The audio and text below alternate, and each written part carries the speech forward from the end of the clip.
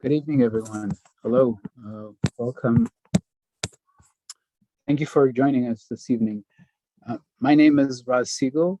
I am director of the MA program in Holocaust and Genocide Studies at Stockton University and coordinator of the Armenian Studies Initiative.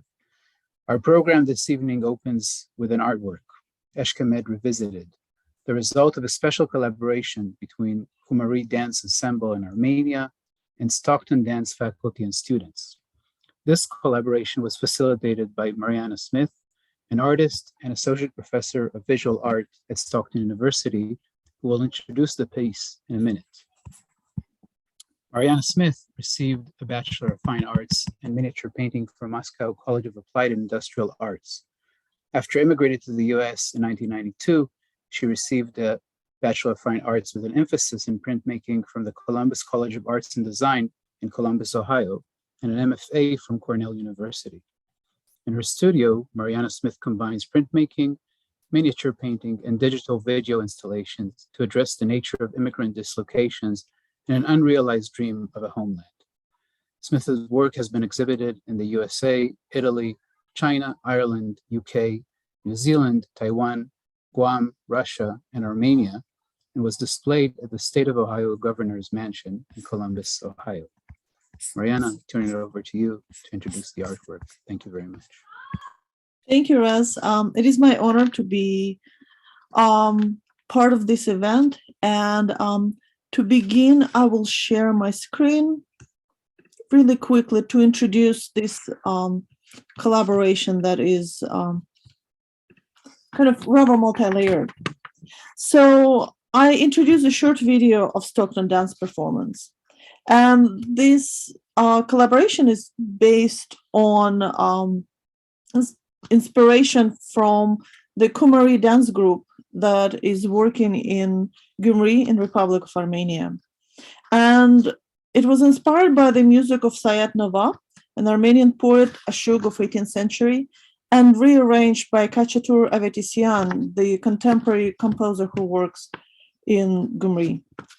And as you will see, the geometry and the movements of the dance is inspired by the tetraconch architectural plans and geometry of the temple with 4 shells, typical in Armenian Georgia.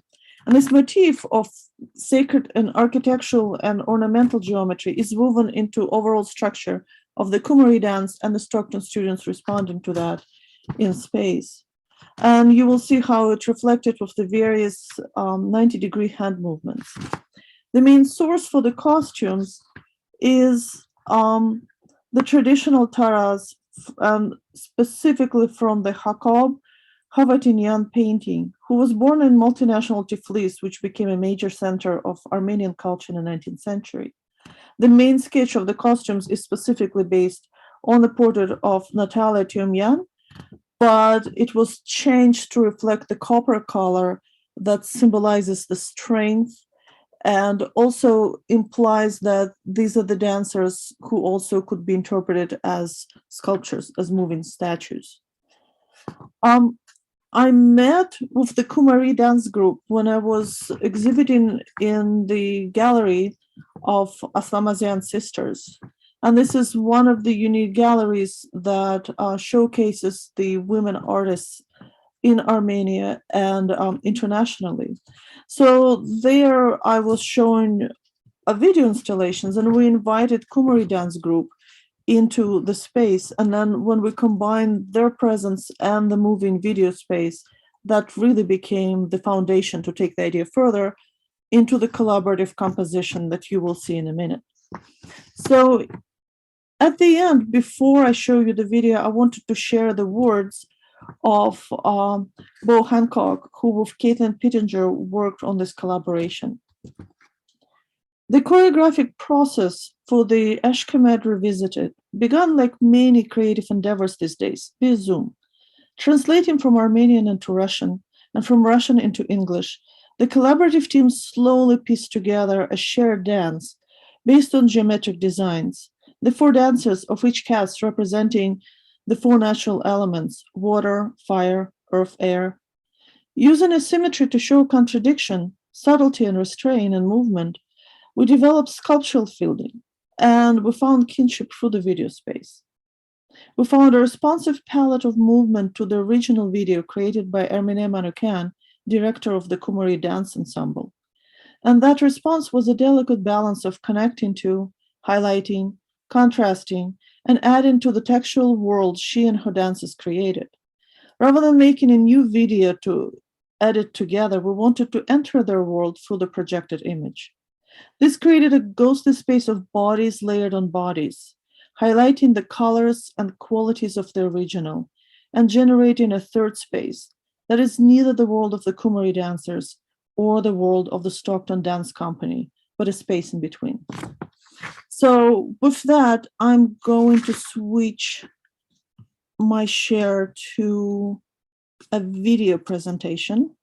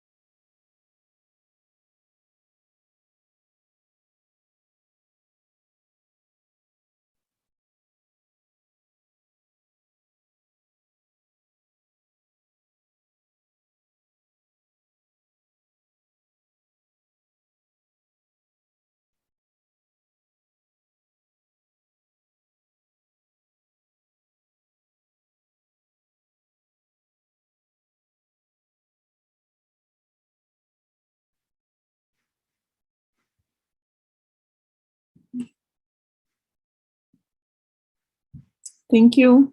This was the result of our collaboration.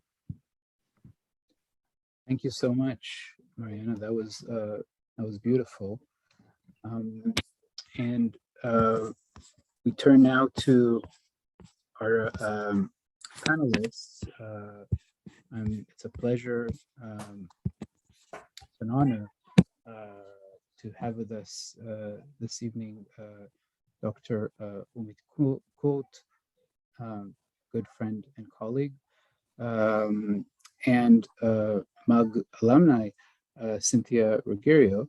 I'll introduce both, and then we'll go into your talks, and afterwards we'll have some time for questions and for discussion. Dr. Ümit Kurt is a historian of the late Ottoman Empire with a particular focus on the transformations of the imperial structures and their role in constituting the Turkish Republican regime. Moreover, his research and teaching are grounded in theories of state and class, social identity, and ethnicity.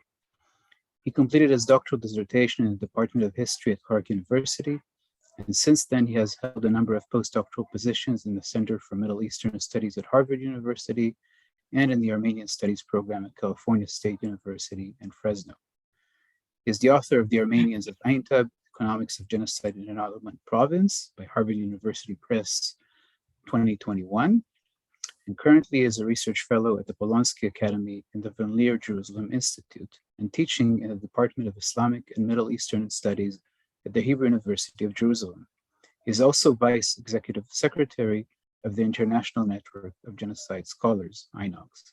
As of September, Dr. Kurt will be joining as a lecturer at the Department of History at the University of Newcastle in Australia. Cynthia Ruggerio has been a practicing attorney for over 30 years. In 2019, pursuant to her interest in Armenian genocide education and awareness, she earned an MA in Holocaust and Genocide Studies and a graduate certificate in genocide prevention from Stockton University. Cynthia received the Franklin H. Littell Book Award for excellent academic performance and commitment to the MAHG program.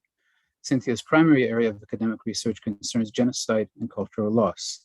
She focuses on the long-term challenges faced by genocide survivors and their descendants in coping with such loss and seeking legal redress for theft of their assets, possessions, and cherished places. In addition, her work addresses the confluence of genocide studies and environmental justice. She has designed and taught undergraduate law-related courses, and recently, based on her capstone project in the MAHG program, Cynthia developed and taught a course on genocide and cultural loss as an adjunct faculty member at Stockton. Cynthia earned a Bachelor of Science degree in biology from Fairfield University in 1984 and a Juris Doctor degree from Rutgers Law School in 1987. As a lawyer, she has represented major insurers in environmental pollution and other significant cases nationwide. She's also published in the Boston College Environmental Affairs Law Review and has been a speaker at many local and national continuing legal education conferences. Again, it's a great pleasure and honor to have both of you here, good colleagues and friends, and I'm looking forward to your talks. Cynthia will begin and Dr. Kurt will follow, and then we'll have time for discussion. Please, Cynthia. Thank you, Ross, and thank you for inviting me to be part of this event tonight. Okay, I'm just going to share my screen here.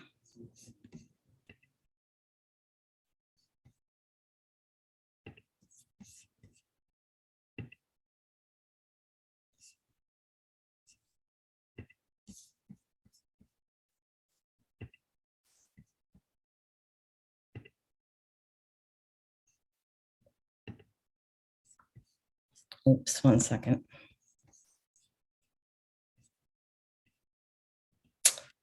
Okay, is my screen share okay? Because I can't tell.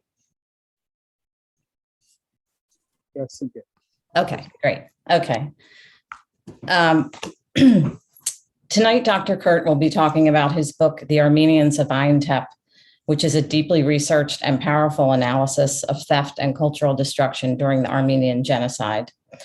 As a backdrop to this discussion, I'm going to review types of repair in this area and the challenges posed in seeking repair through a brief overview. And my title includes the words resilience and memory because particularly in the Armenian case, resilience has been essential in seeking repair, and memory through generations has driven Armenian resilience.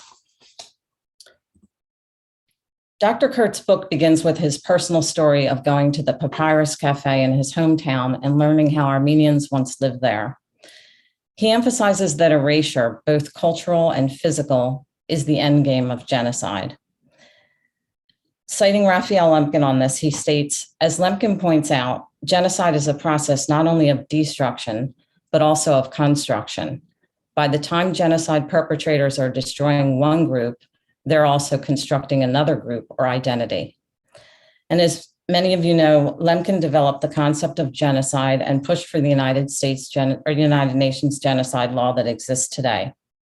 Lemkin believed that perpetrators seek to stamp out the cultural footprint of victim groups, in addition to committing mass murder. Perpetrators target sacred places like churches and synagogues in order to decimate the identity of the victim group. Dr. Kurt also talks about expropriation as an ideological principle and as a motivator. And while I'm sure he'll discuss this more, in terms of ideology, we continually see sacred places and heritage sites being obliterated in order to make a statement. The statement is to destroy the unwanted other in genocide. And this scenario was true for the Armenians, and it has repeated itself throughout history.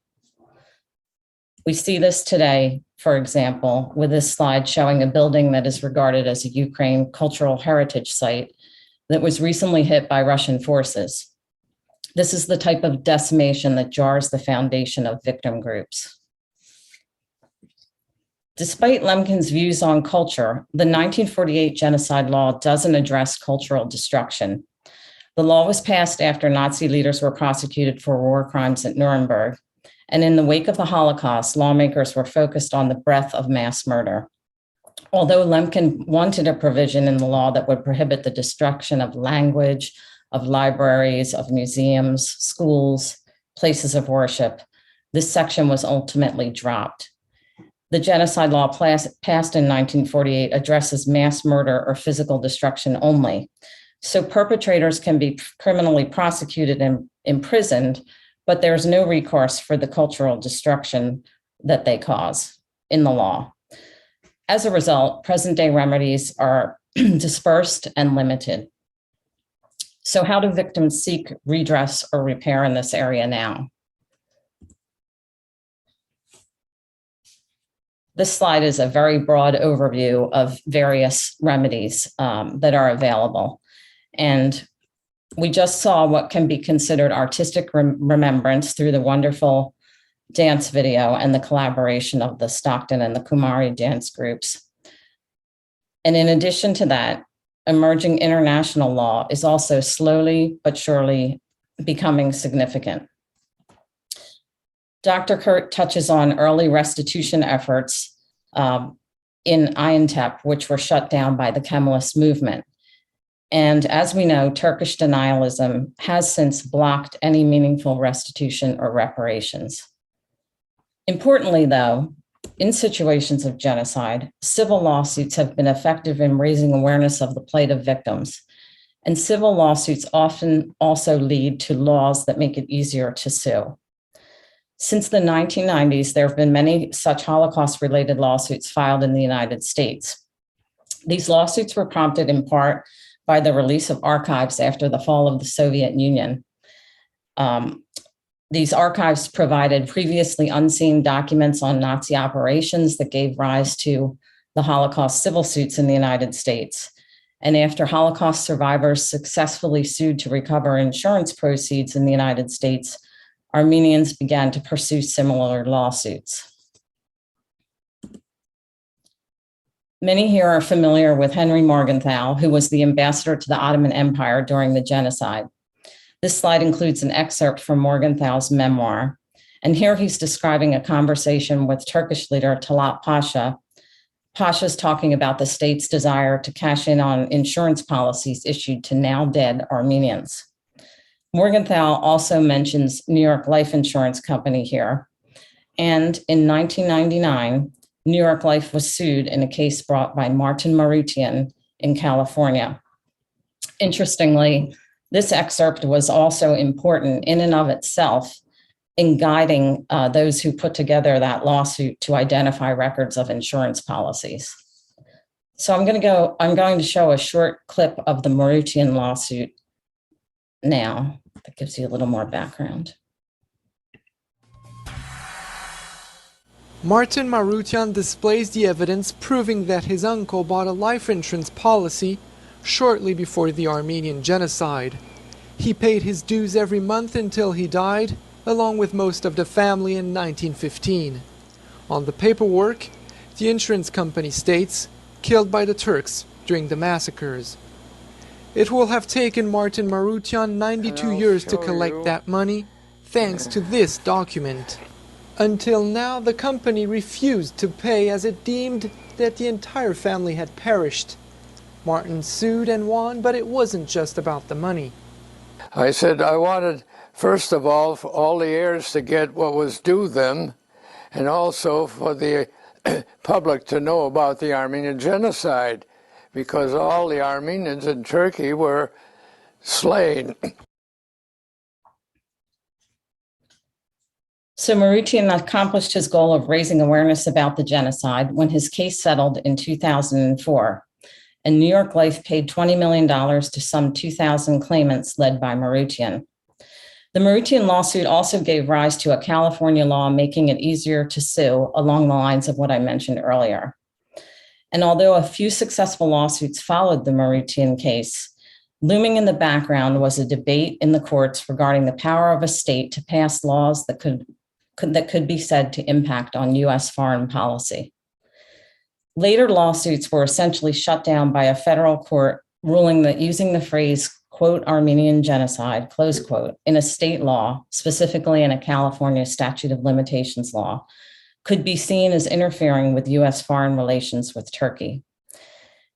And in legal parlance, this theory of potential interference is called the political interest or the foreign interest doctrine. Its application in this context, in these types of cases, has since been highly criticized by legal scholars. As an example, in commenting on the insurance litigation, scholars have said that the litigation reflects the potential for corrective justice and its ability to fall short of that potential. Going on, they say, just as the insurance litigation had only limited success in accomplishing its objectives, law had only limited success in vindicating human rights in the face of sufficiently ruthless regimes and the strictures of realpolitik. And this is complicated legal analysis that we're talking about in a super condensed time and in an abbreviated way. But the broader point here is that courts can, at times, overreach for political reasons. As we sit here tonight, though, the landscape has shifted in 2022. As we know, the United States formally recognized the Armenian Genocide in 2019 and 2021. And this was preceded by Turkey's World War I allies, including allies Germany and Austria, also recognizing the genocide, and many other countries. There was also a significant favorable ruling in the Getty Museum case that's cited here. There, the Armenian church recovered an illuminative manuscript that wrongfully ended up in the custody of the museum, referred to as the Zeytun Gospels. The case turned on a statute that broadly addressed stolen art, and there's an excellent book on the Zeytun Gospels and on the case called The Missing Pages by Henyar Watenpaugh. There have also been breakthroughs in international law, and there have been developments in and from Turkey. These include efforts by human rights advocates who have made a difference at great peril to themselves. And they also include efforts by scholars like Dr. Kurt. In terms of international developments, in 2016, the ancient Armenian city of Ani, or the city of 1001 churches, was added to the UNESCO World Heritage listing. You can see on the right Turkish activist Osman Kavala, who fought for the preservation of Ani. And two important points. regarding Ani are first, that Kavala has been a political prisoner in Turkey since 2017, even in the face of a European Court of Human Rights ruling calling for his release in 2019. And second, that Turkey is marketing Ani for travel purposes with no reference whatsoever to its Armenian roots. So there's a lot of work to be done here, and that's for sure, but there is some progress in terms of the listing and the preservation of the structure itself. Also important on the international front, and very recent, was the December 2021 International Court of Justice ruling in the context of the Artsakh conflict. There, the International Court of Justice ruled that a 1969 anti-discrimination law provides protection for Armenian heritage sites, including churches and cemeteries. And this follows on a 2015 ruling by a different international court, the International Criminal Court, holding that a person can be prosecuted for war crimes when they destroy heritage sites, regardless of any associated loss of life. So the destruction of the site in and of itself is a war crime, and that's a first case precedent of its kind in the international context. That case involved the destruction of the mausoleums in Mali, known as the El Mahdi case. Both of these cases are important in closing, helping to address the weaknesses of the genocide law. And they also close or start to close a Hague Convention loophole, which allows aggressors to destroy heritage sites and use the excuse that it was a so-called military necessity to do so. To close out this short overview, I wanted to briefly circle back to where we started, which is talking about the importance of resilience and memory in addressing cultural destruction. And we're here tonight because we're coming up on April 24th. And as many of you know, 270 Armenian leaders were rounded up to be killed on April 24, 1915. Genocide scholars refer to this type of mass killing as the decapitation of the victim group. It is, in and of itself, a cultural loss. And Lemkin described April 24, 1915 in that way, saying, with one blow, the brain of a people was damaged. Pictured here on the right is Simpad Purat, an Armenian writer who was taken to the Ayas prison and killed shortly after that. Before he died, he left an important note on the prison wall. In 2015, on the 100th commemoration of the genocide, his great-great-granddaughter, Seda Burat, gave a speech in Istanbul, Turkey, that was also translated in Turkish. And I'm going to play an excerpt of her speech now.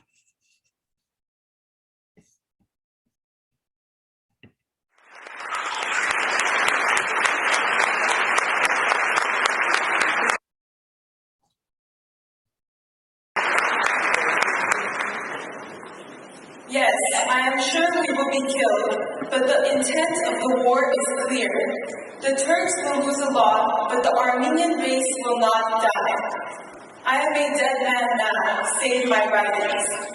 Those were Simpad Purat's last words, which were etched on the prison walls in Ayas, where he and other prominent Armenian intellectuals were imprisoned during the onset of the Armenian Genocide. These words encompass the attitude the Armenian people have held for the past 100 years. Whether it be in the nation of Armenia or the Armenian diaspora, Armenians have survived. We have survived by creating resilient Armenian communities. We have survived by reading Daniel Babajan's poems. We have survived by listening to Golnidasi songs.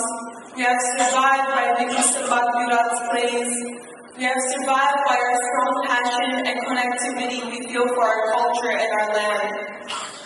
Even if we cannot walk through the hills of Zeytun, or swim in Lake Van, or pray in one of the 1,001 churches in Ani, those places are forever with us and within our souls.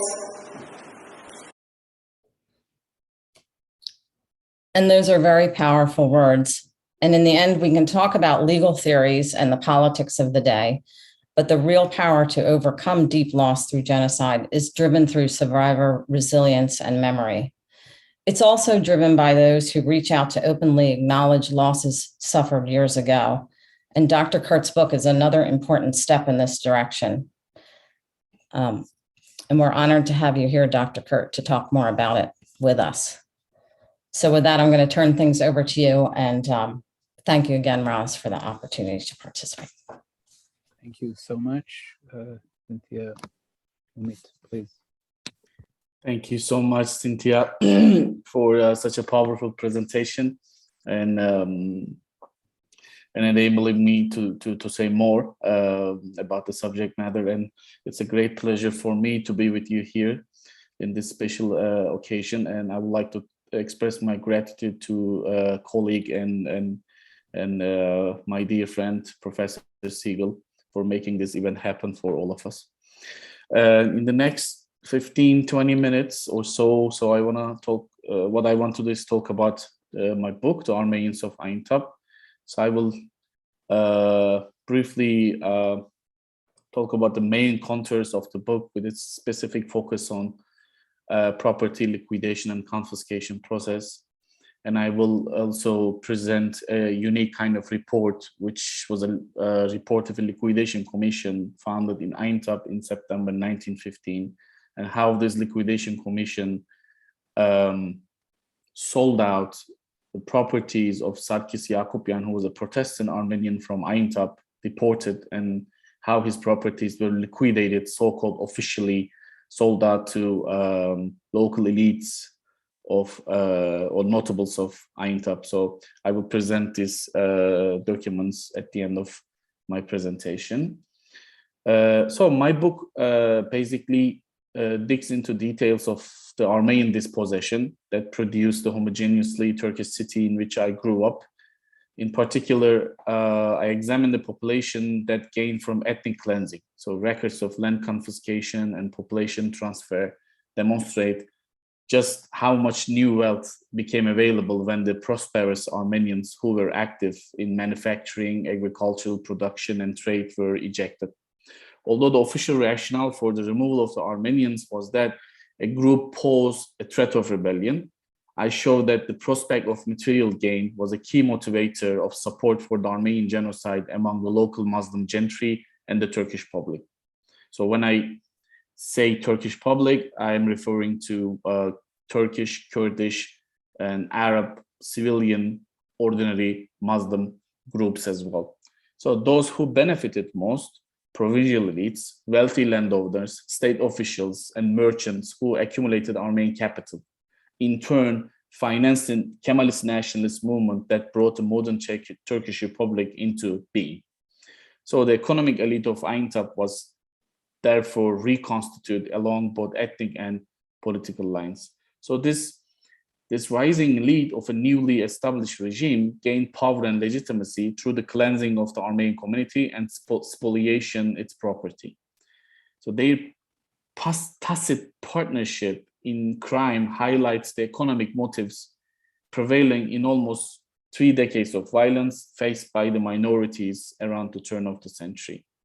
So in the book, I mainly argue that the Committee of Union and Progress Party's decisions, the Ottoman ruling party at the time, its decisions in favor of deportation and genocide had a certain level of social support, which it had achieved through the practice of effective power and control mechanisms at the local level.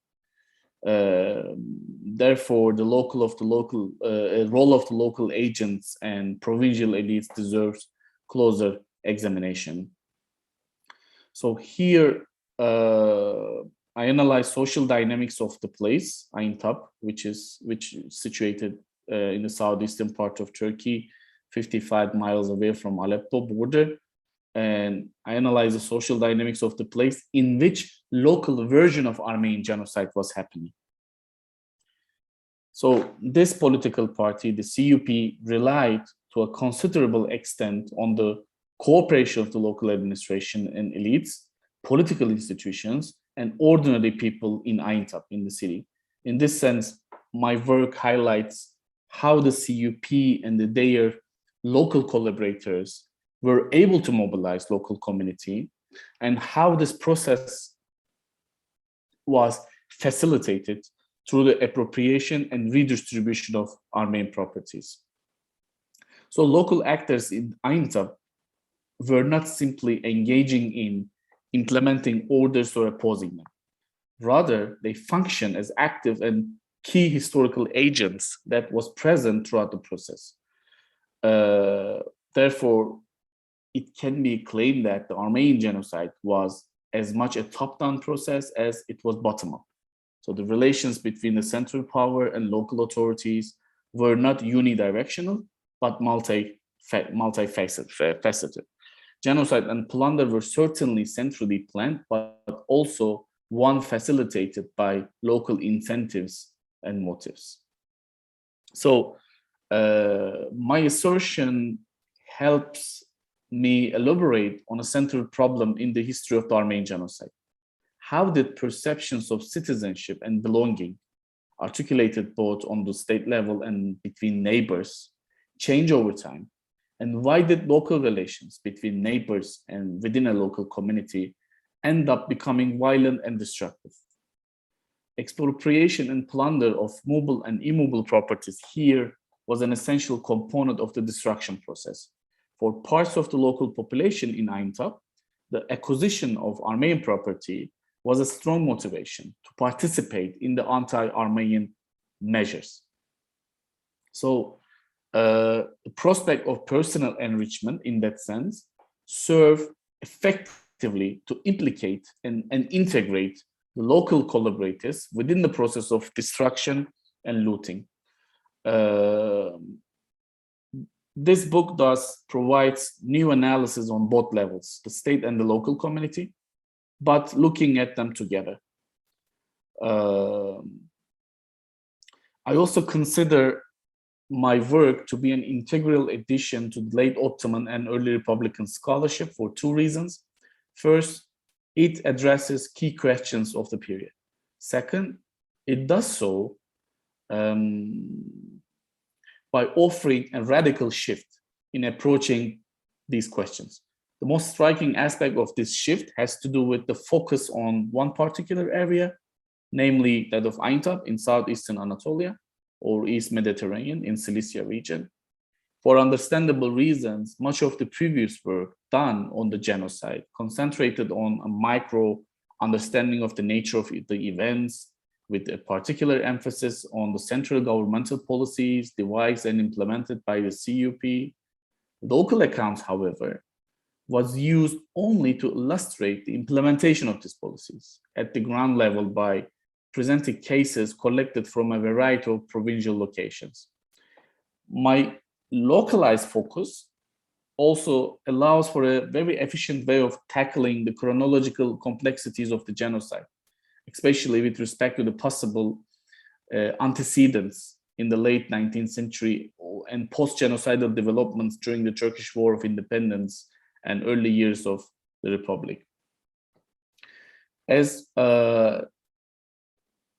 well-known Holocaust historian Ömer Bartov elucidates how the genocide against the Jews served as a mechanism for social mobility, for moving into better houses of killed or deported Jews, taking over businesses, giving clothes and jewelry to one's wife or mistress, or fetching toys for one's children, all facilitated by the shedding of blood.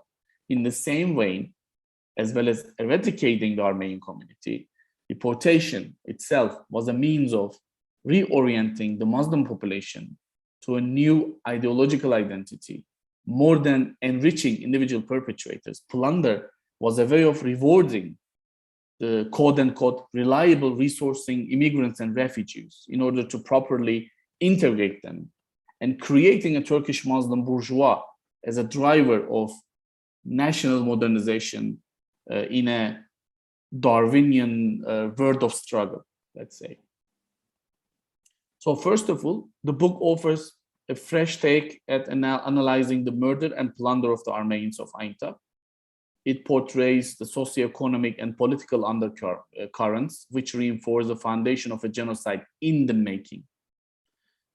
It provides a historical analysis of the local dynamics while paying attention to the political, ideological, social, and economic climate in the city, a crucially important town and the district of the time.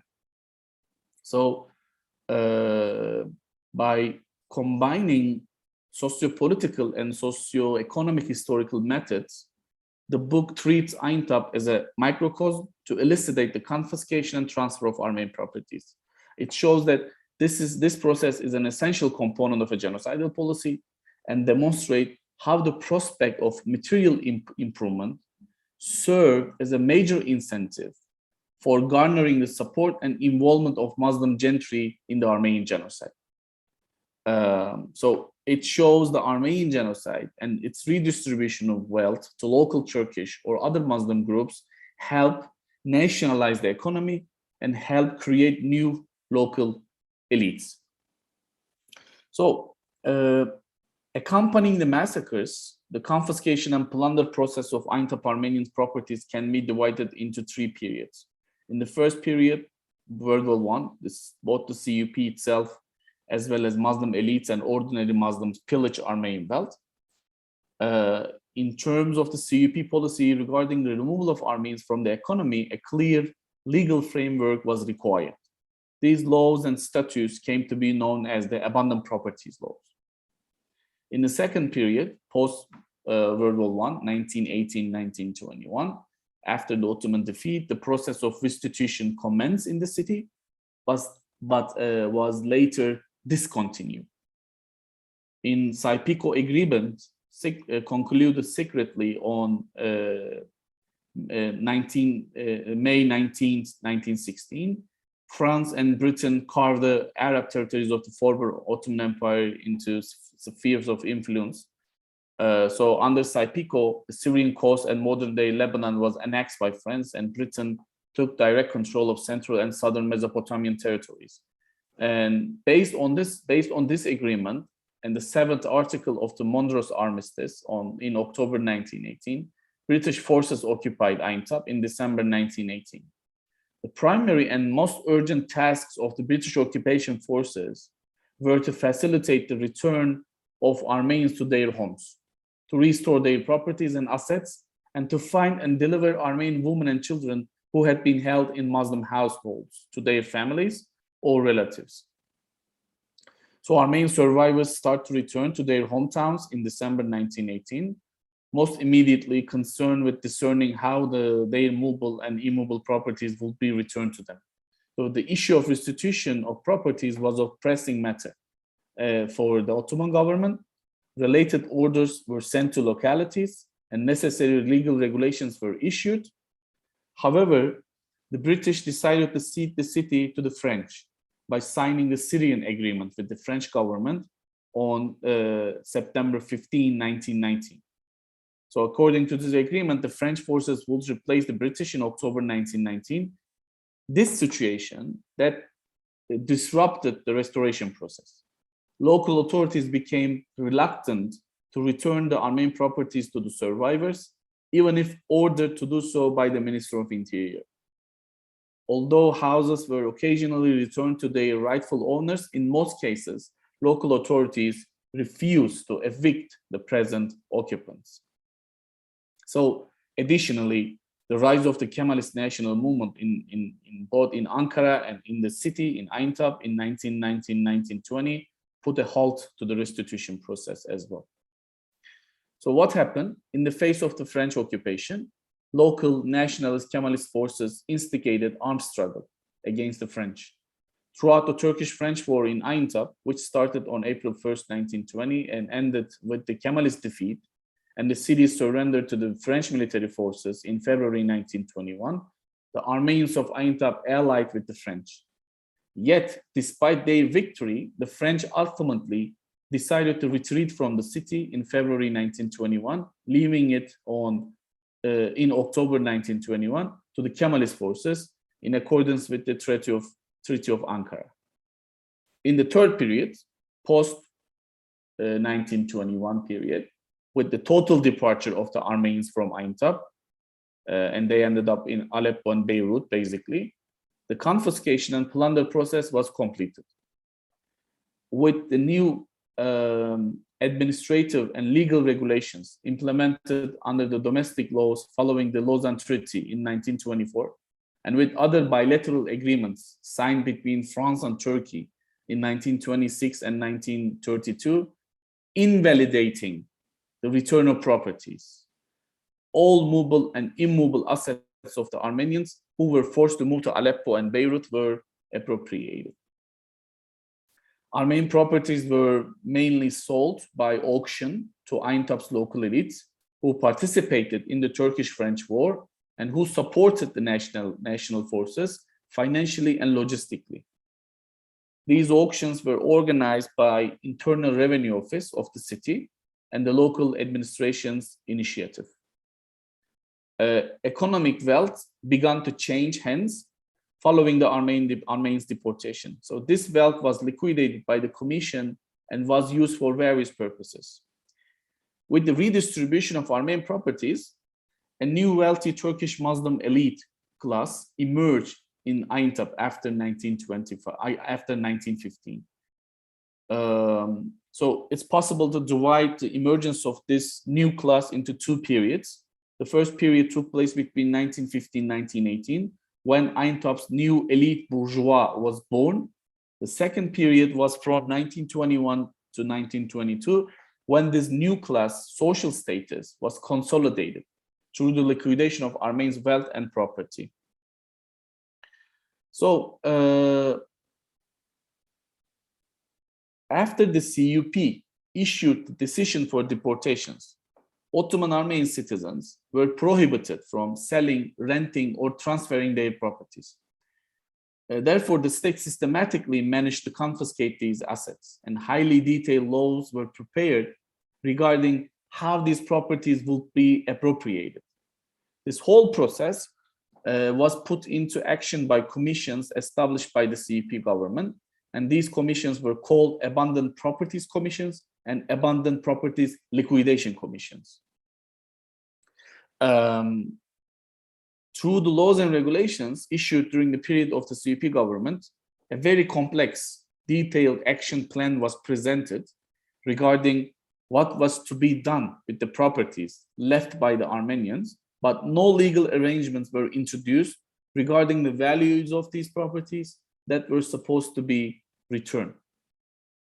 So in the book, I tried to detail how these regulations were actually and formally not executed, specifically with the Armenians of Aintab in mind, concentrating on the appropriation of Armenian abandoned properties. So I investigate what happened to these properties, primarily by using Armenian sources and other archival materials. So I will present a unique report of the Aintab Liquidation Commission. It's in the book as well.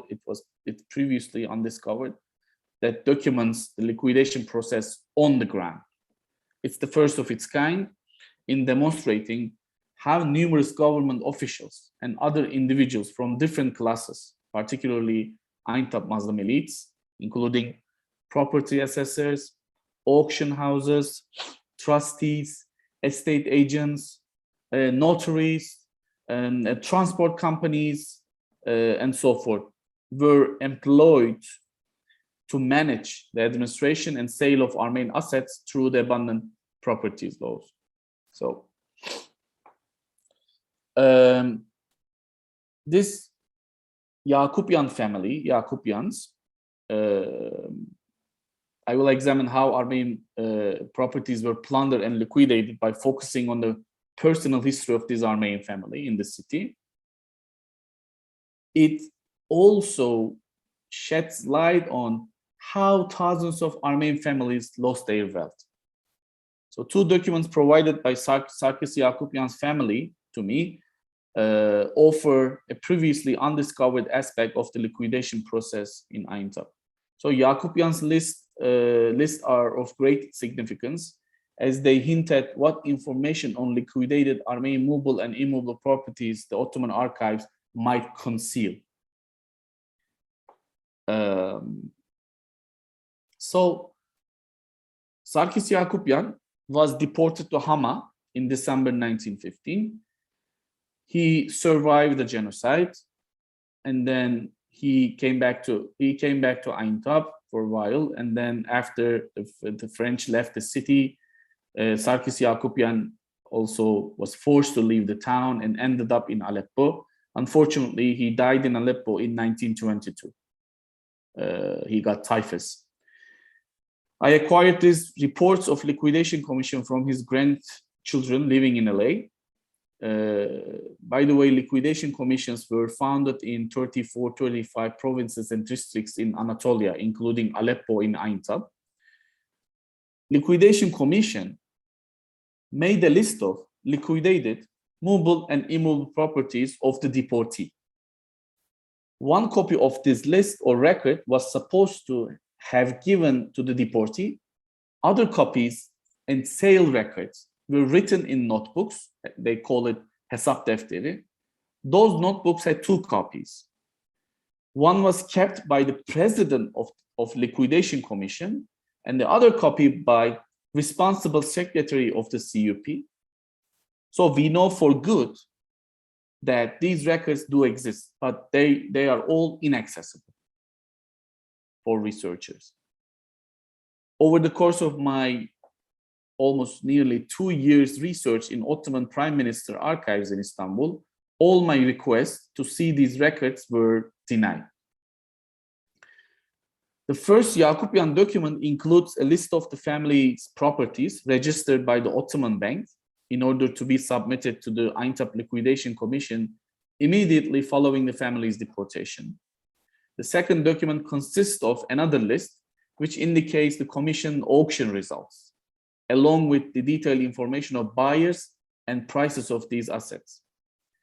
Thus, this record is an original document of the official transaction, revealing for the first time the process of liquidation and auction executed by the Aintab Liquidation Commission. The properties listed in the Yakupian documents were registered at the Ottoman Bank on behalf of Sarkis Yakupian and his family on October 19, 1915. The bank surrendered these properties to the Aintab Liquidation Commission on May 13, 1916. Soon after, June 1st, the commission auctioned these properties. The list dated May 13 includes the number and type of the movable goods and items, as well as real estate, whereas the list dated June 1st offers the details of who purchased these assets and at what price. Most of the Yakupians' possessions, I will be showing to you in a minute, most of the Yakupians' possessions consisted of household goods, and most of the buyers were members of the Aintab's CUP club, including provincial elites, and civil and military officers and local state officials. Among the household items, the majority came from the kitchen, bathroom, and salon. From the kitchen, pots, soup bowls, plates, sets of cutlery, and a yogurt container were sold. From the bathroom, multiple basins, a laundry boiler, and a bath vessel were sold. For instance, Ahmet Ağa, in particular, took the most advantage, purchasing more items than any other buyer. And a total of 7 rugs, for instance, were sold, and with one fetching 1,405 kurush from Demir Muhsin, for instance. Beyond the household goods, a number of valuable items were included for sale too. There were a few pieces of silver, but most were of gold, 4 gold bracelets, 1 gold watch band, 10 gold rings, and 2 gold earrings. Additionally, a handful of other assorted items were listed, such as 1 steelyard, 1 child's pillow, and 5 trade notebooks. And many of the landed properties lost had been in the Yakupian family for roughly 5 to 10 years as well. So,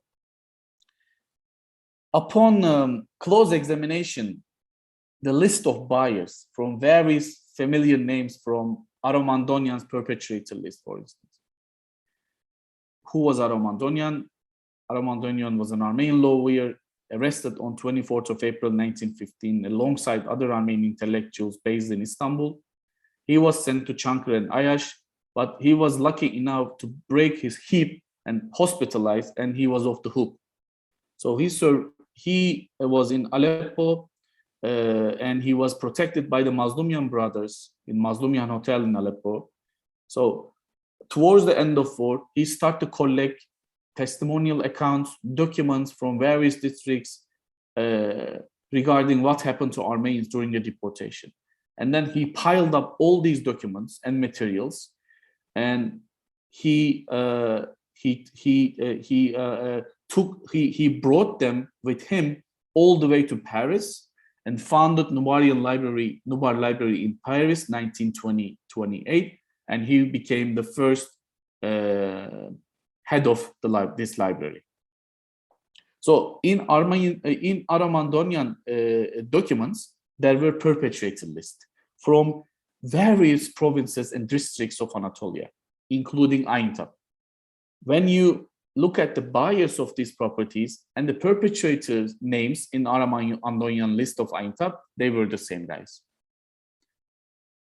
For example, although his participation in auction was prohibited, Tevfik Efendi, chairman of the Aintab Liquidation Commission, was one of the buyers. Among the buyers, other buyers were Daizade Ahmet Hurşit Bey, whose great-granddaughter I attend to high school with, Hacı Halil Efendi, Mennanzade Mustafa, Halilzade Ahmet, all permanent members of the Aintab's Union and Progress Party Club, who played active roles in deportations and massacres. Besides these figures, additional buyers of the Yakupians' properties can be found in the perpetrator list by Armandonian, as I said. So these documents demonstrate that local actors assume direct roles in the deportation and annihilation of the Armenians. They were motivated by material gain from liquidated Armenian properties and benefited from a legalized regime of plunder, of course, so-called legalized. The Yakupian documents indicate how meticulously organized the looting was, and it offers just a glimpse of the similar documents locked in the Ottoman archives. So, as we can see from Yakupian's case, numerous government officials and other individuals were employed to manage the administration and sale of the Armenians' assets through the abandoned properties laws. At the direct level of implementation, the prospect of looting motivated the local collaborators from different sections of society, from different walks of life in the city, in Aintab. In most areas, the CUP relied to considerable extent on the cooperation of these people, these institutions, as well as ordinary citizens, provincial elites, and so forth. So the deportation and genocide of Aintab Armenians, therefore, were not implemented by a rebel brought in from the countryside to carry out an act recognized as too despicable for respectable people, nor performed by Aintab's more ordinary have-nots, but rather these acts were brought about by the district's Muslim notables, landowners, dignitaries, and the city's elites. So they became richer and richer through the acquisition of Armenian property and wealth, elevating them into an even more privileged position. So this process of redistributing Armenian properties illustrates the close relationship between the CUP officials and local Muslim elites as well.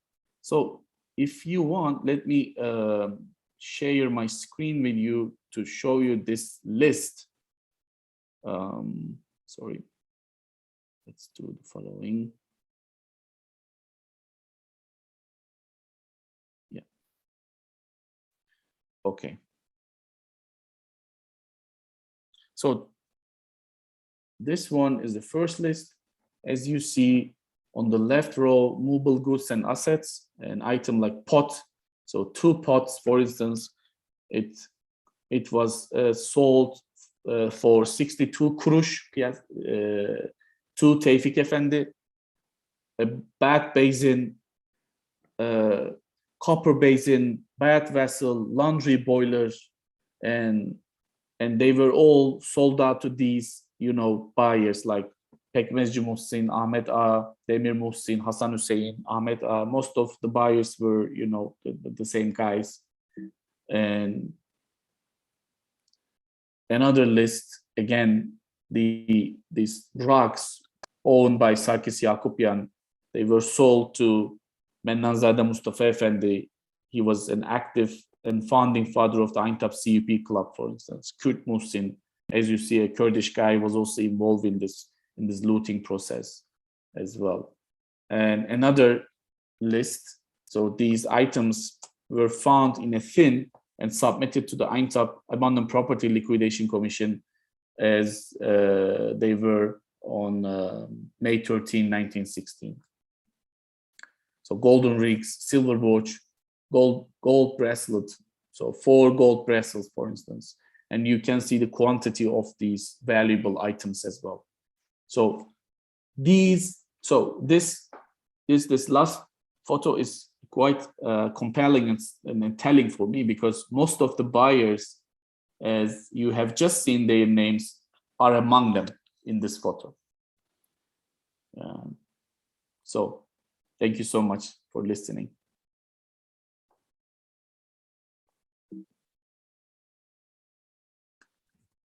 Yeah. Thank you, Dr. Kurt. Thank you very Pleasure. much, Cynthia, Kurt. The floor is open for questions, discussion. Please.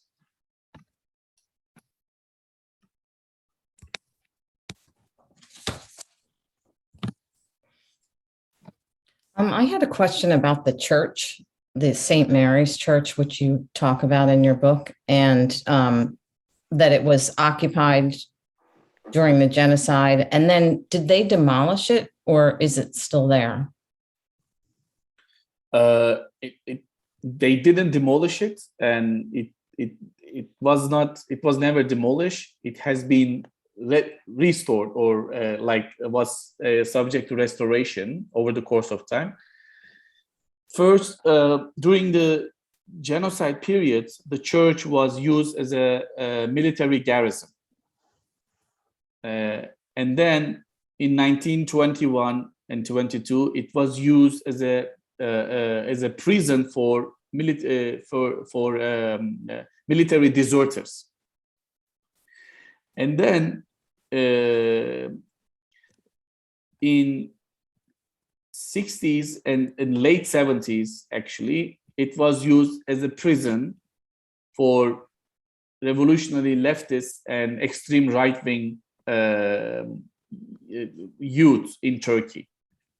And aftermath of the September 1980 coup d'etat, military takeover in Turkey, Kenan Evren, who was the president of the Turkish Republic at that time and was the leader of the military coup d'etat, he decided to turn this church or prison back then into a mosque. So this now St. Mary Church, now it was turned into a mosque and called and given a new name as Liberation Mosque, and it has been used as a mosque so far.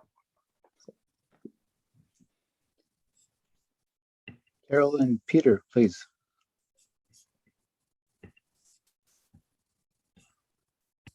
Go. Okay. Is there any reference to the Armenians anywhere in Anteb historically? Mm-hmm. Sure. There are so many references to Armenians. And where are those references? But I mean, you can refer, but in not in positive way. Let's say, there were like depictions and labels and stigmatizations, because there's a history writing here.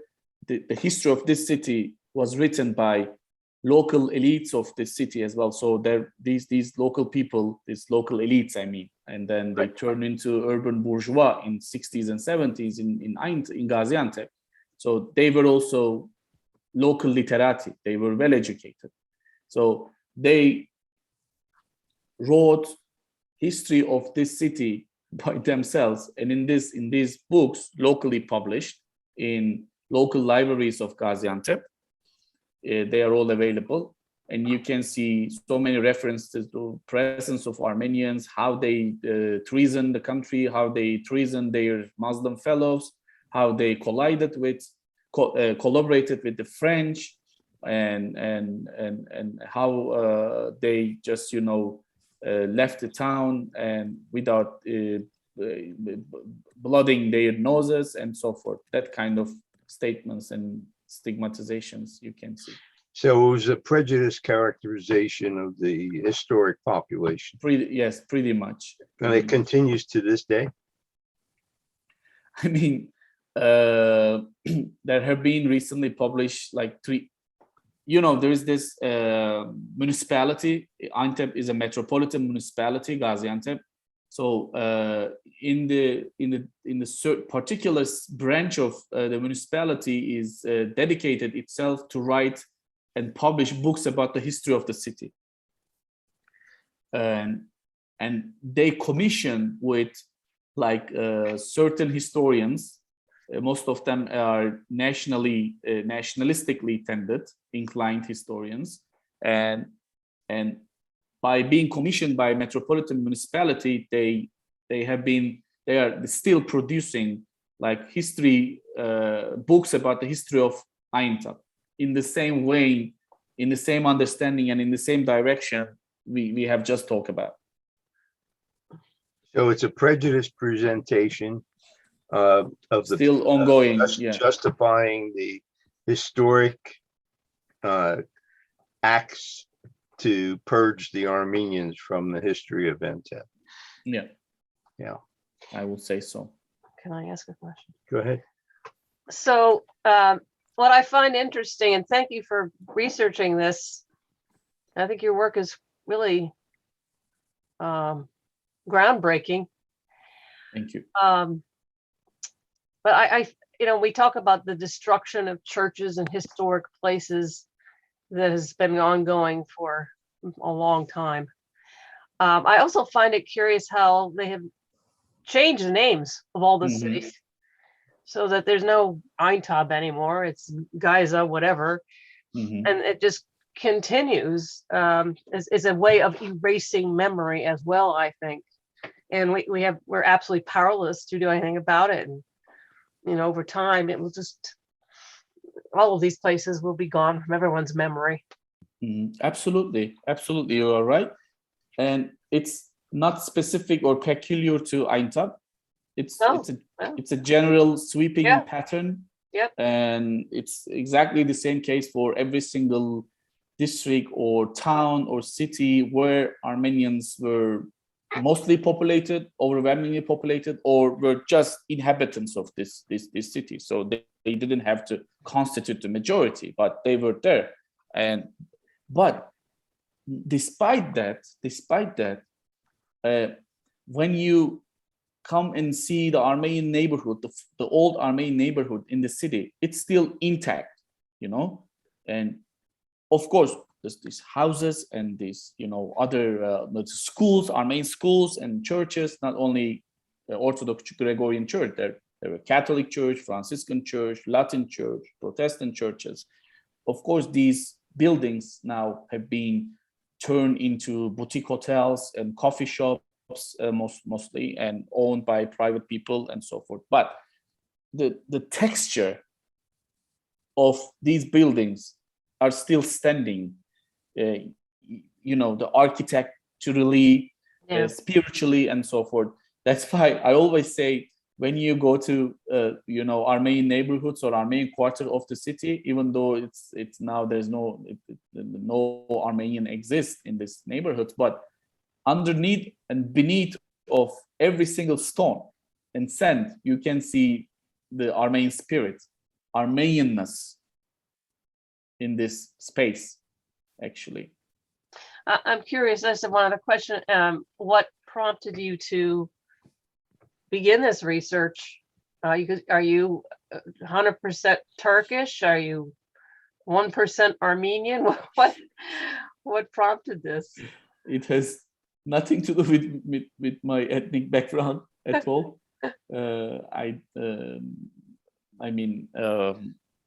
It's not important to me, but I'm half, I can say here anyway. So I am half Kurdish, half Arab, ethnically. I wrote I wrote what motivated or prompted me to do this research and write this book. It's in the book actually, but briefly I can talk about it. So this research just came out of my total ignorance about the presence of, not knowing the presence of Armenians in my hometown where I was born and raised, and one coffee shop, Papyrus Cafe, which I used to go and enjoy with my friends from high school and middle school. And I happened to learn that this place belonged to Nazaretian family. And it was like a Nazaretian house, the consulary of United States, honorary consular of the United States at the time.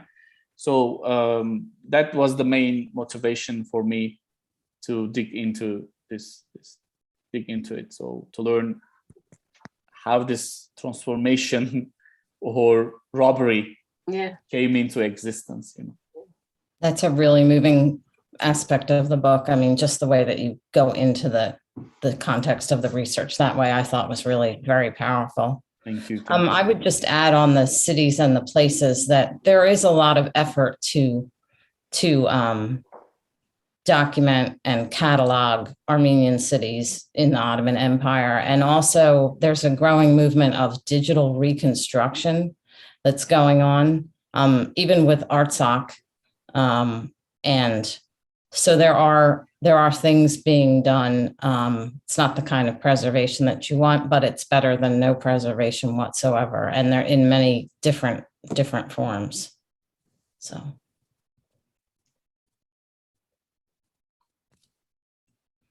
Everyone can unmute to ask questions. Kara. Yeah, I have a question. Please. So one thing I find fascinating about the research, just as you're talking about it, is the focus on localism. One thing I kind of want to grapple with a little bit, if we can, in discussion, is how we understand the local in a transnational colonial framework. And how the local, I mean, like you're talking about the Turkish locals, an Armenian population, as well as the British administration.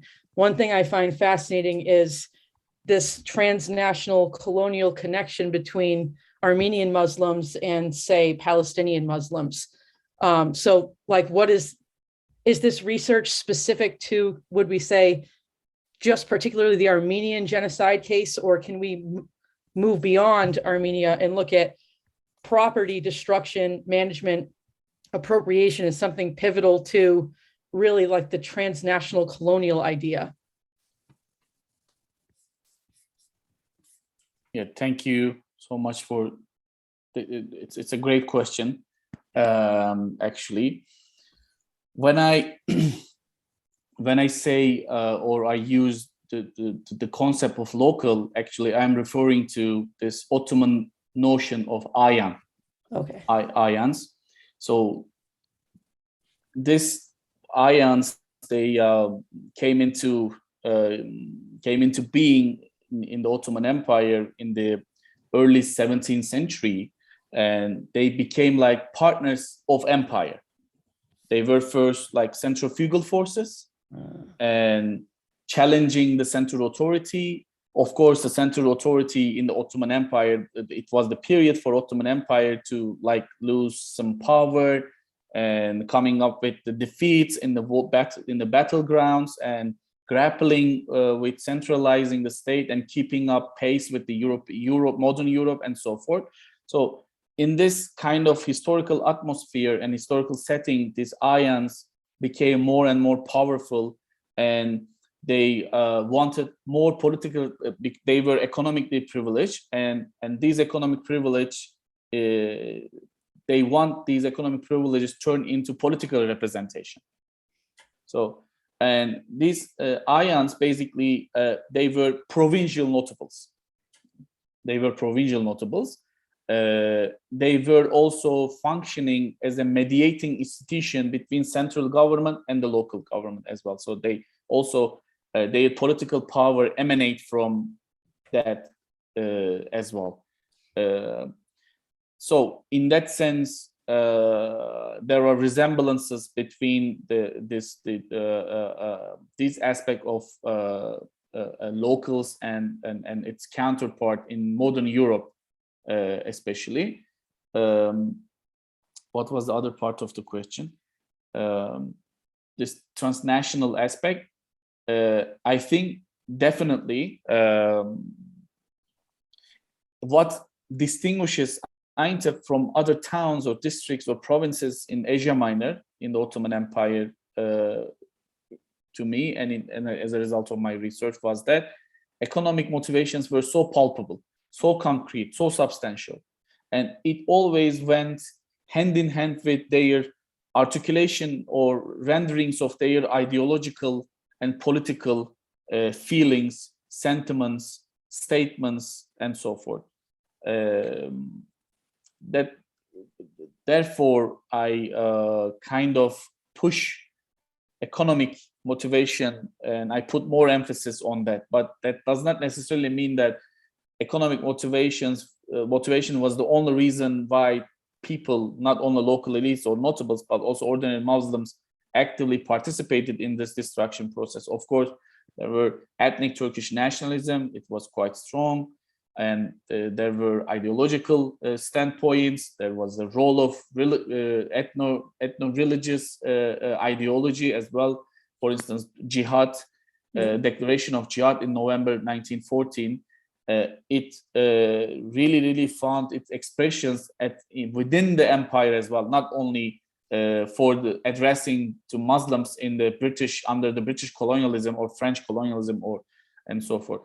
There were also parallels in accordance, as to your question, parallels between what was happening to Armenians in the Ottoman Empire and what was happening to non-Russian citizens in the Tsarist Russia at the same time. You will see a number of convergences between, especially the property confiscation process between two cases, and the palpable difference between two cases was the Russian in the case of Tsarist Russia, there was this ethnicity regime officially established, but in the case of Ottoman Empire, they were trying to legalize and put the whole process under the veneer of legality. Yeah. Thank you. Yeah. Thank you for the question. Actually. Asbeth Balanian, please.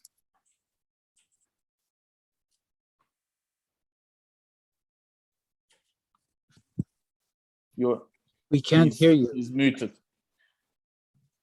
You have to unmute.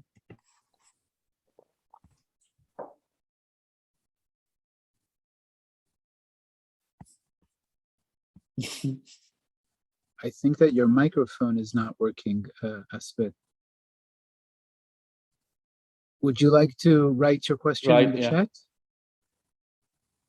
Please write your question in the chat, and Dr. Kurt will respond. We can take in other questions in the meantime.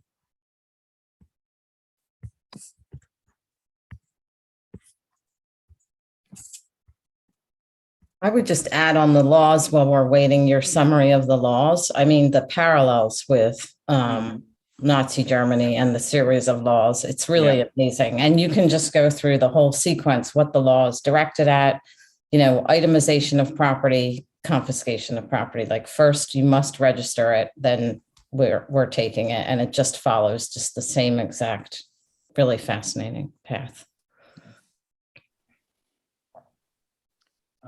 I have a question, Ümit, while we wait for Asbeth's comments and questions. You mentioned the people in Gaziantep today, right? Who own or their businesses are in former Armenian houses or buildings. How is there any? Do they know the history of the places? Do they care? Do they? I'm asking, I'm interested also to follow on the local dimension. Do we see, surprising local engagements today with this history, right? That we would not see, say, on the national level, or Again, it's a very important question, and they do know, I would say, about the history of many buildings, let's say. They do know, but they do not seem to care about this history, because they firmly believe that they purchase these properties legally, officially, and so they are not interested in the history of the property in question. And I start this research like in 2012, and then part of my research I had done in Aintab, in the local libraries and in local archives, and I mingle with locals here in the city. I'm from the city anyway, so and until the publication of my book in 2021, most of my work dealt with the violent aspect, physical violent aspect of the destruction of Aintab Armenians in the city, how they were deported, how they were massacred, and so forth.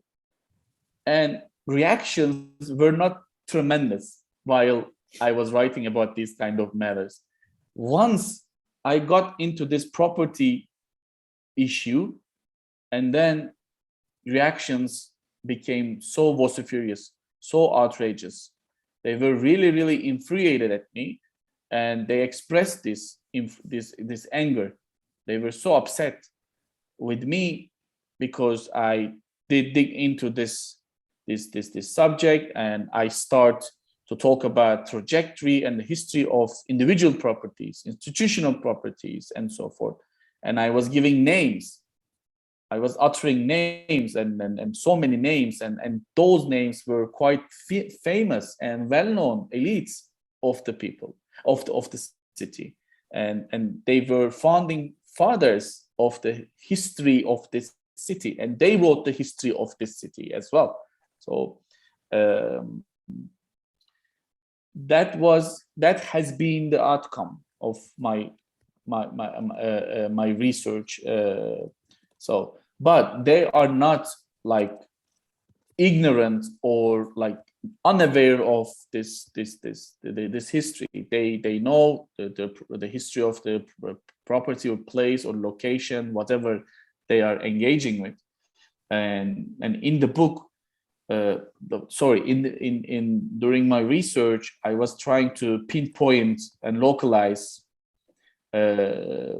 as many places and locations as possible, and by really getting around to every space of the Armenian quarter, pinpointing the properties and their histories. And I determined, like, I pinpointed more than 400 locations, and I made a list of these locations, and I found who was the original owner, who was the second owner, third owner, fourth owner, and all the way leading up to present day owner. I came up with this kind of template, let's say, but I only managed to publish 50 locations of the whole list because of the technical issues for the public Harvard University Press. They only allow me to put 50 locations. So in this list, I'm giving names, and those names they're inhabitants of the city, and they think that I am accusing of them stealing these properties. They didn't steal anything. They did buy these properties. They are rightful owners. I mean, officially, not historically. So, but this fear of losing it it's still so vibrant. It's it's still so strong as a feeling. So that's why they are really, really upset with me in that sense. Local engagements are usually like Raz talking about how the Muslim population used to live or got along with the Christian neighbors for a long time, and then all of a sudden these Christian neighbors turn against them, and the relations were broken off, and even they say they left the city in 1921-22 en masse because they were so ashamed of themselves to cooperate with the French. That's why they knew they wouldn't have lived in the city with such an embarrassment and shame. That's why they left the city, because they betrayed. Thank you, Ümit. I see Aspet's question here in the chat. Do you want to respond to that? Okay, I can read out. What's your opinion? What percentage of the citizens of Turkey are ethnic Turks? The ones coming from Altay. What is the position of Turks about this, and also the official position of the government? Actually, this is not my area of expertise. I cannot give you exact details or information about this. But ethnic Turks, I don't even know what ethnic Turks mean. So because there are Bosnians, Albanians, Circassians, Kurds, and the Caucasians in Turkey, Laz from the Black Sea region, and these people dub themselves as Turk, not as Cherkess, not as an Albanian, not as like the Bosnian. They see themselves as Turk. So it's like a blanket kind of identity. But ethnically, originally, they don't have any Turkish blood, let's say, I can recommend you a book about this subject, Soner Çağatay. The title of the book is Who's a Turk? It was published by Routledge, so it's a nice one. So you can gather a great deal of information about this matter from this book if you want. Thank you. Other questions? Mm-hmm. Yes. So looting of the properties and lands are common cultural thing going back to the Ottomans. Even Kemal Atatürk grabbed Armenian properties, and when he died, he left these lands to the Turkish treasury. There's a point here. I would say the following, maybe pertaining to this comment, is that genocide perpetrators in Turkey, not only Triumvira, Enver Cemal, Talat, Bahattin Şakir, Dr. Nazım, these were the infamous, notoriously known names, but there were also mid-level perpetrators, genocide perpetrators as well. In 1926, these people who were killed or assassinated by Armenian Revolutionary Federation under the operation of Nemesis, they were declared as national heroes in 1926, and their families were bestowed with Armenian houses by the order of Mustafa Kemal in 1926, for instance. If I may, I have a follow-up question, because what you're describing about Aintab is Gaziantep today, of course, is we see it in many other cases, right? Where people are living in properties with histories of mass violence and genocide. In some cases, there's more recognition. In some cases, there's more denial, various kinds of engagement this way or the other. I wonder if you have any insight from your research on how, in your view, based on the specific case of Aintab, how would justice look like? How would justice look like? Really, I mean, because as you said, people, live there. They've bought the property in some way. These are, fourth, fifth, changing hands of a certain property. What would need to happen in the local case of Aintab, with this history in the background and the current situation, right?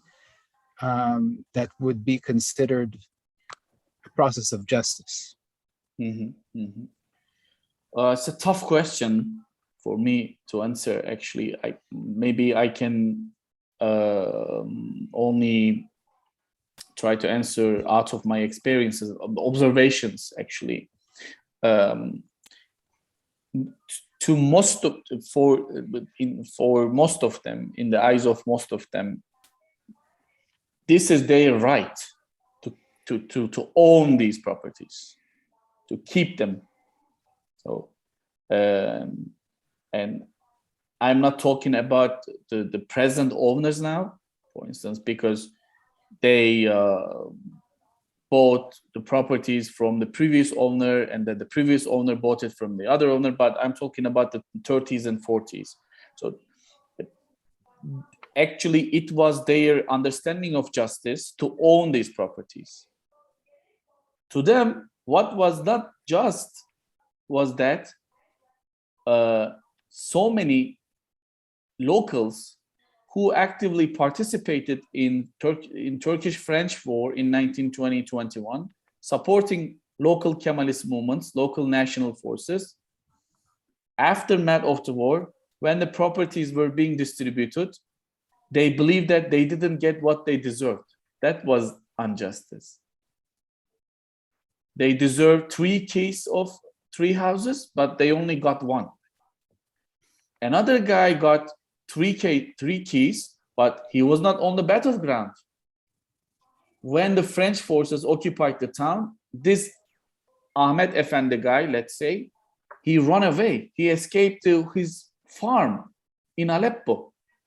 But I, myself, stay in the town, defended my town against both French forces and the Armenian forces, because in their eyes, Armenians collaborated with the French. So they actively participated in rescuing the city, saving the city from the French colonial rule, and also the local collaborators. So they deserve the lion's share, they believe. That was their understanding of justice, And as you guys know, the Turkish Republican Party, the Mustafa Kemal's party, it was the first official political party, and then there was a single party period in Turkey until 1950. And in 1950, the second multi-party, Turkey introduced the multi-party system, and Democrat Party was introduced and founded in 1950.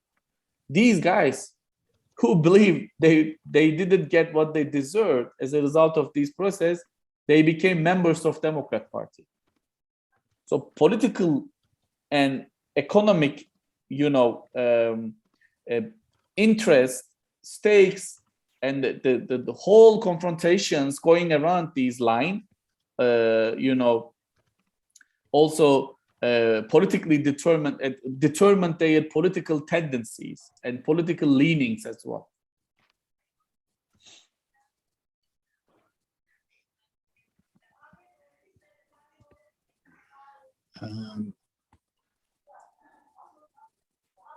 Carol and Peter, please. Are there any this is Pete Karabashian. Are there any residual Armenian populations in Antep now? Officially not, but we know that there were a few families who were converted to Islam and they stayed in the city. Their names were changed, their surname, they got the surnames and so forth. And there are a few families like that I know, but I don't want to give their names out here. Do they consider themselves Armenians or Turks? Not at all. They are more Turkish than so many Turks, actually. Is that a mechanism to assure their safety, or is that learned?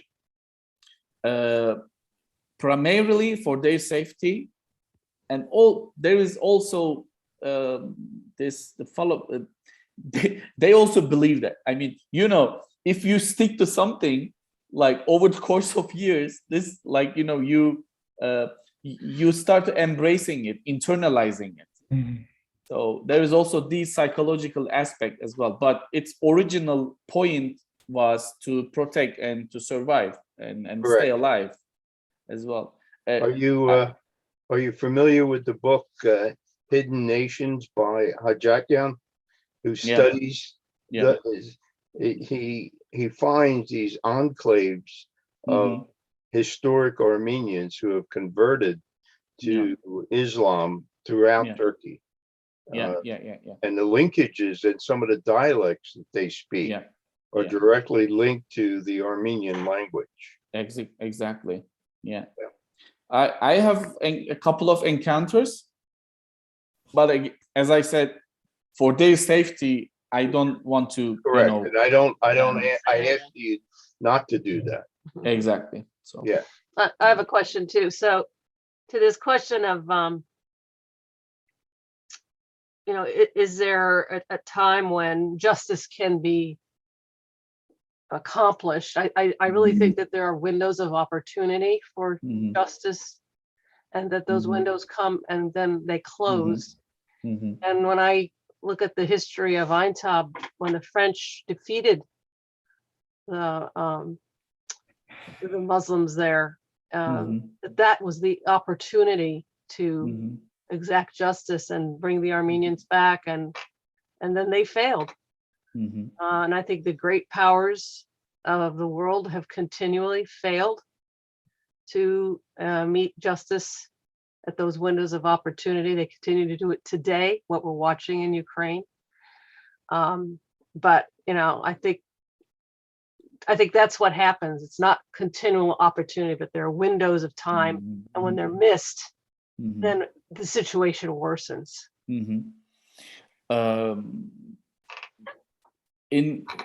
For the current situation, it's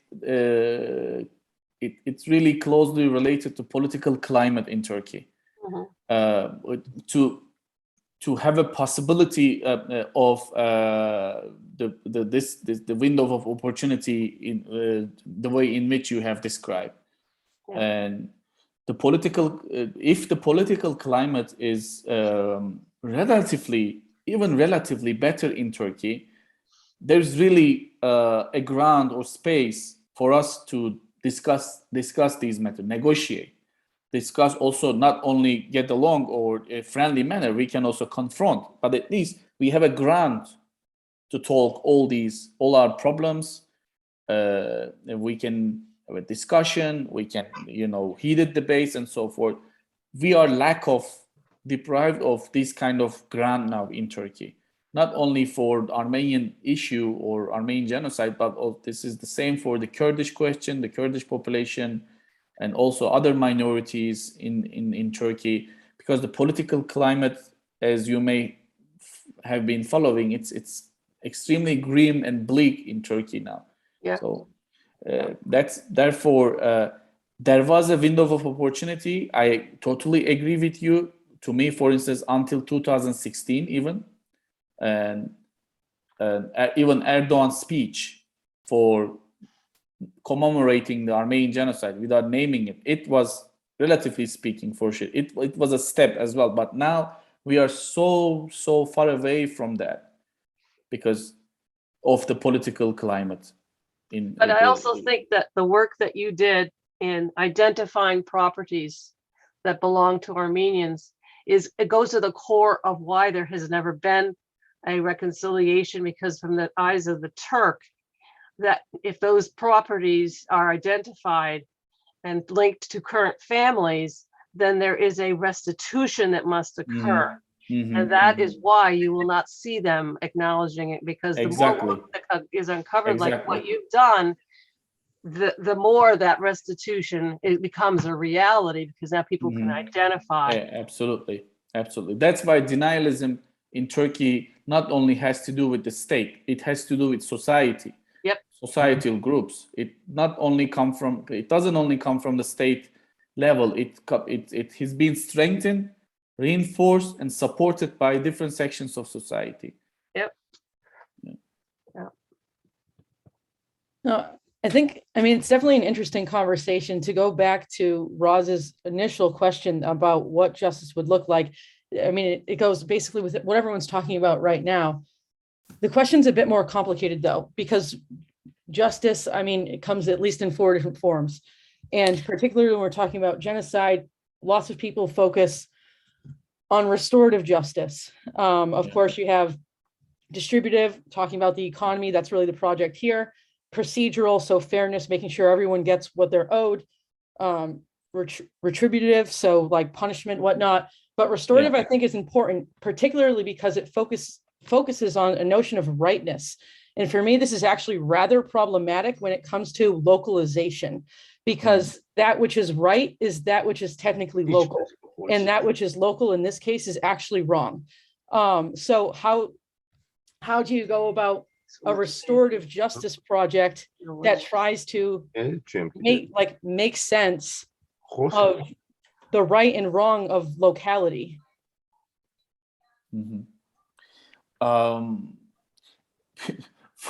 For me to start to initiate such a discussion or process, we need genocide recognition in the first place.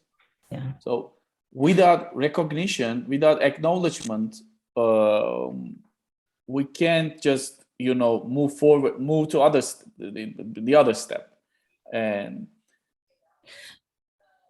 for historians, and to me, the reason why Armenian genocide field has been so behind, in comparison to Holocaust studies and the other mass violent events in collective violence events, is because we are trying to do research. We are trying to write this part of history under the sword of denialism, under the shadow of denialism. We are still trying to prove that genocide happened. To me, it's quite redundant for a historian now to bring more and more evidence or evidentiary tools to make some people believe that or Turkey believe that genocide really happened. So this kind of historianship, let's say, is so tidying our hands, I think just from what Tiaran was saying, that the entrenchment at the local level is so intense that it would have to come from the national level and from international pressure in the form of first recognition internationally. And the failure of the international community with Armenian genocide recognition has been really bad with the United States first and foremost. And that's why I think as the United States failed to recognize it, things become more and more entrenched locally, and then in Turkey, and then on a governmental level in Turkey, longer and longer and longer. So there were very, very, let's say, like very weak initiatives. It was initiated at the local level by a grandson of a Kurdish elite who, and this grandson of Kurdish elite, he acknowledged that his grandfather actively participated in the destruction of Armenians in one of the Kurdish regions in Turkey, and he acknowledged that his grandfather looted this properties and he acquired them and stuff so forth. He decided to dispense with these properties and he decided to give these properties to their original owners for us. But it was only one example, one case.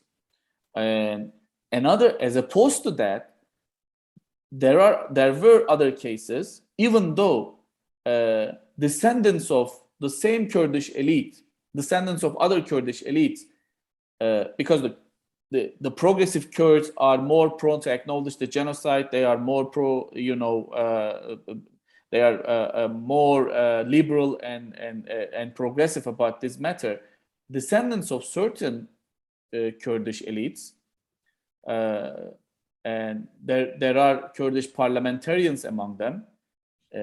Although they acknowledge that genocide happened, their forefathers actively participated in that, but they are reluctant to give properties back to their owners, for instance. So recognition is there, but retribution, they are not willing to get along with it or get on with it. So, but of course, what I'm talking about, these cases are so rare, and that's why I don't really know what should be done, what is supposed to be done. To me, recognition is a first step and a must step, and then the other steps actually automatically and directly follow through, I guess. And I mean, in the conversation too, as like moving or going beyond the historian, we're lucky to have Mariana, I think, still here. I can't see her on my side, but I mean, Mariana, can you talk a little bit about how maybe like the role of an artist or like artists as producers of historical knowledge as well, if we're having trouble in the discipline of history of being able to get these stories across decade after decade, century after century now, then what might we be able to look at artists for? That's a good question. I think this is kind of a fundamental question for a lot of artists who consider themselves like the objective witnesses to the world around them. It boils down to the fundamental responsibility of the artist and how we can function as artists, like we as creatives can function in society.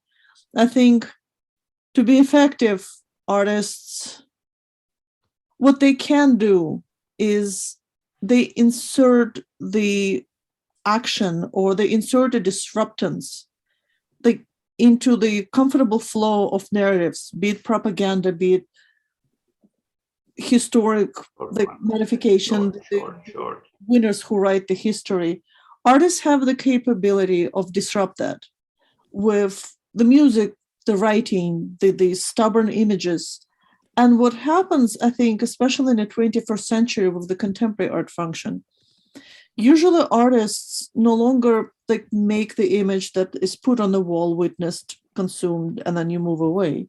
The great thing about contemporary art, the loop of meaning includes the viewer into that loop. So once you have seen it, you can't pretend to unsee, and the responsibility for the reaction lands on the viewer.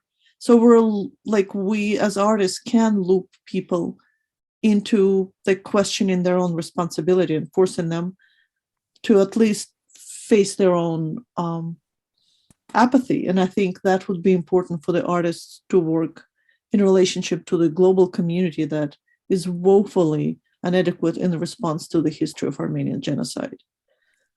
And yes, and we are holding mirror to the society. I think that's ultimately a responsibility for the artist. Hold the mirror back to the society to demand that You can't pretend it isn't so anymore. And that's kind of like the level of involvement in each individual artist ultimately does weigh in their studio. And I think it's unavoidable if you are taking yourself seriously as a creative. And these are very stubborn. These are harder to erase. The artistic works are harder to erase, and they pop up stubbornly as witnesses. Thank you.